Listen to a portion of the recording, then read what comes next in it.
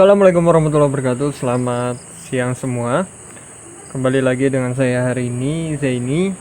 Nah, pada kesempatan ini saya melanjutkan materi sebelumnya yang sudah kita bahas, yaitu mengenai bagaimana membedakan antara fixed cost atau biaya tetap dengan variable cost atau biaya variabel. Nah, kemarin kita sudah bisa membedakan antara dua jenis biaya tersebut, yang mana secara umum itu bisa ditarik dari data laporan keuangan yang ada di apotik masing-masing, terutama pada komponen biaya operasional. Nah, maka dengan pemahaman yang sudah kita dapatkan di video sebelumnya tentang variable cost dan fixed cost, maka pada kesempatan kali ini data tersebut kembali kita gunakan untuk menentukan yang namanya indikator keuangan break even point dan payback period.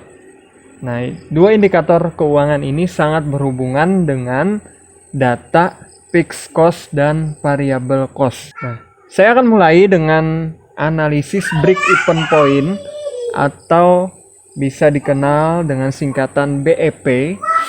Break even point sendiri merupakan titik impas ya, di mana posisi jumlah pendapatan dan biaya sama atau seimbang. Jadi dapat dikatakan yang namanya break even point itu adalah analisis titik impas. Jadi tidak untung dan tidak rugi. Pada titik berapa kita mencapai posisi keseimbangan antara keuntungan dan kerugian tersebut, itu disebut dengan break even point. Nah, komponen biaya yang harus kita perhitungkan di sana adalah yang pertama fixed cost, yang kedua adalah variable cost, yang ketiga adalah selling price. Nah, selling price di sini adalah komponen harga jual per unit barang atau jasa yang telah diproduksi. Nah, kalau di apotek itu berarti adalah komponen besarnya jumlah penjualan dalam satu tahun. Maka kita akan bisa menentukan yang namanya nanti break even point. Nah, nanti kita akan lihat bagaimana aplikasinya ketika diterapkan pada perhitungan, di mana selling price ini merupakan total pendapatan yang ada di apotek nantinya yang akan kita perhitungkan untuk menentukan berapa besar break even point tersebut. Oke, nah break even point sendiri itu digunakan untuk mengetahui pada volume atau jumlah penjualan berapakah kemudian apotek tidak mengalami keuntungan dan kerugian. Nah, asumsinya adalah yang pertama, data yang sahih dapat dipercaya mengenai biaya dan pendapatan yang tersedia di apotek. Nah, jadi harus dipastikan data itu benar-benar bisa dipertanggungjawabkan, sahih, terpercaya, memang faktual sesuai dengan kenyataan yang ada, dan tidak ada hasil manipulasi atau rekayasa di sana. Karena ketika ada perubahan data, maka hasil perhitungan tentu akan berubah. Kemudian hanya dikenal dua macam biaya, yaitu yang namanya fixed cost dan variable cost. Nah, pada kesempatan kali ini saya tidak akan menjabarkan lagi ya apa itu fixed cost dan apa itu variable cost, karena saya pikir sudah selesai kita bahas pada pertemuan sebelumnya di video sebelumnya. Nah, jadi yang masih bingung atau pengen belajar lagi tentang fixed cost dan variable cost, silahkan dibuka video tentang fixed cost dan variable cost tersebut. Oke, yang ketiga asumsinya adalah harga jual per unit tetap, tidak tergantung banyak sedikitnya yang dijual. Nah, jadi perubahan data keuangan terkait dengan perubahan harga penjualan per unit itu diusahakan tidak ada ya, artinya harga setiap unit itu tetap. Nah, kemudian apotek hanya menjual satu jenis produk.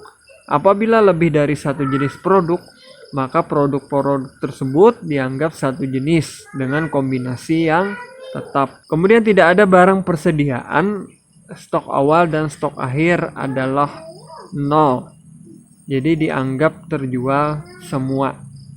Nah, jadi asumsi kelima adalah itu. Nah, jadi untuk menghitung break even point, maka rumusnya adalah FC itu adalah fixed cost dibagi 1 dikurang variable cost per pendapatan atau total penjualan.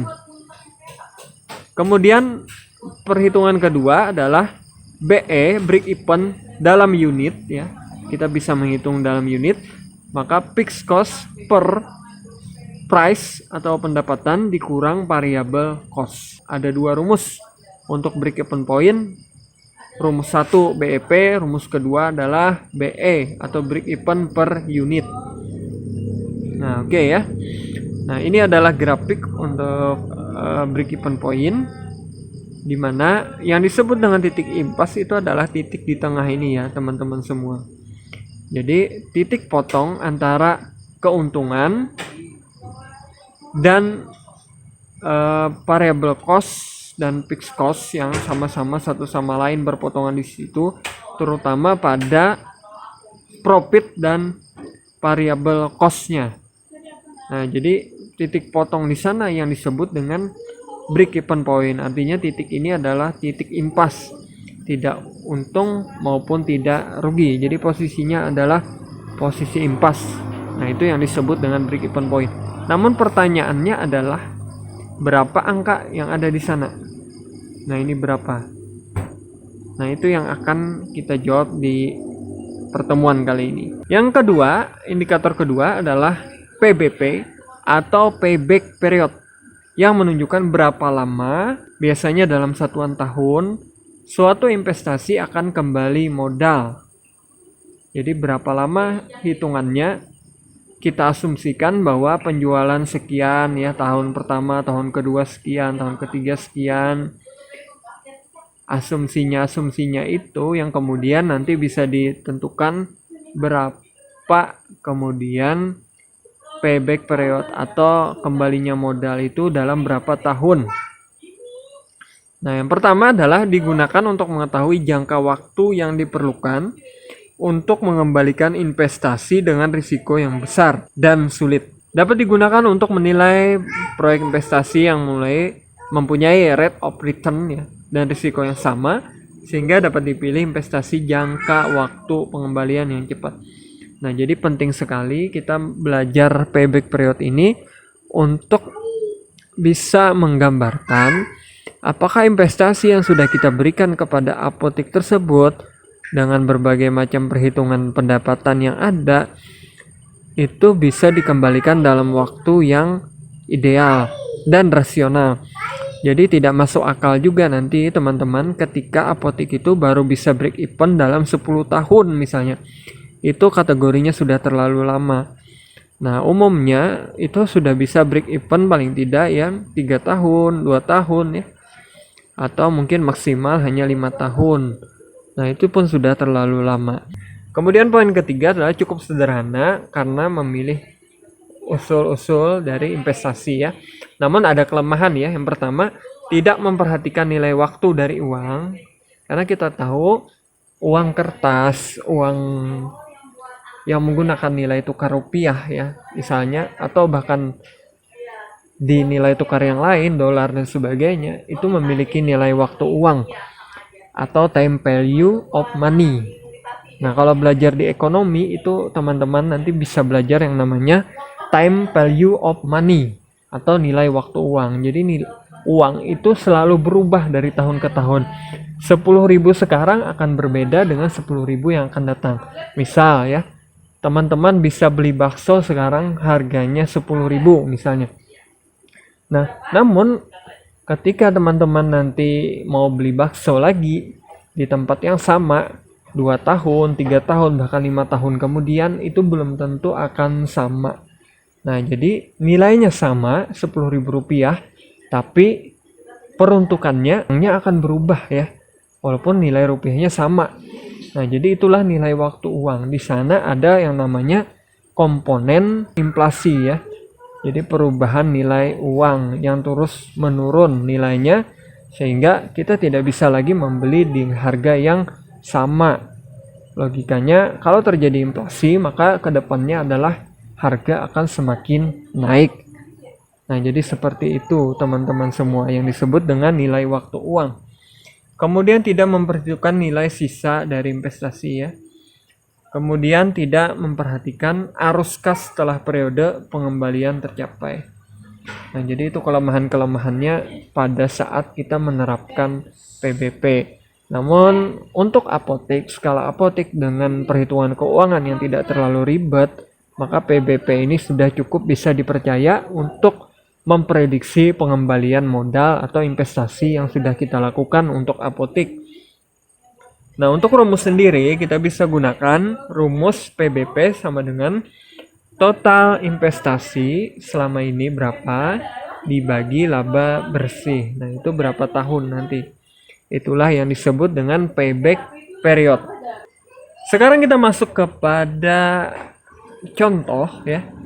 Yang sudah saya contohkan dari kemarin adalah perhitungan laba rugi apotek 7 Stars, yang mana di sebelah kiri ini sudah mencantumkan laporan laba rugi selama 1 tahun, dan kita sudah juga kemarin belajar bagaimana mengelompokkan komponen pembiayaan berdasarkan jenisnya. Ada yang fixed cost atau biaya tetap, ada yang variable cost. Jadi fixed cost di sini sudah dihitung ya. Besarannya adalah 193 juta sekian. Kemudian variable cost itu ada 668 juta sekian setelah dihitung. Nah, sehingga dari angka ini kita bisa masukkan ke rumus nantinya.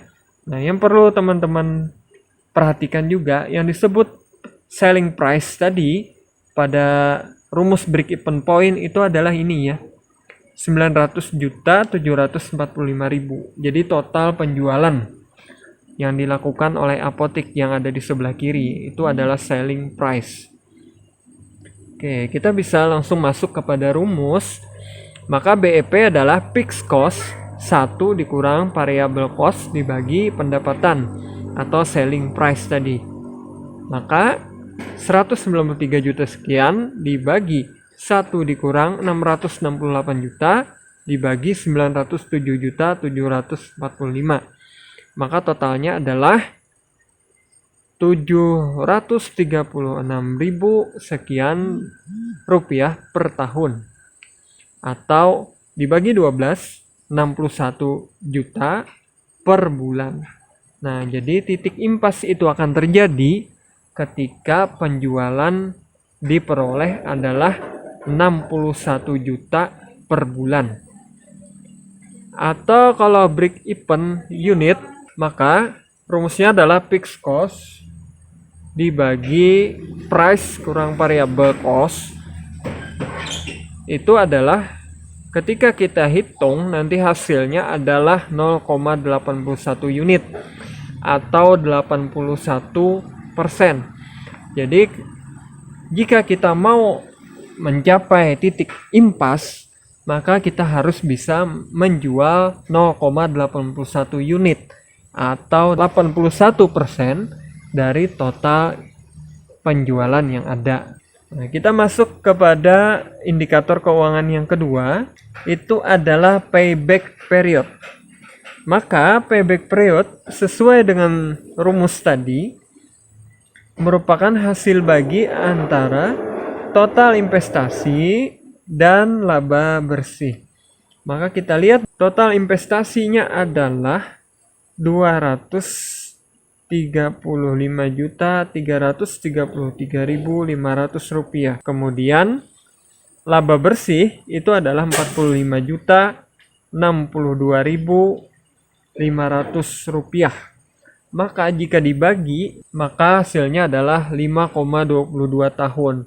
Artinya apotek akan mencapai pengembalian modal atau investasi itu setelah 5,22 tahun.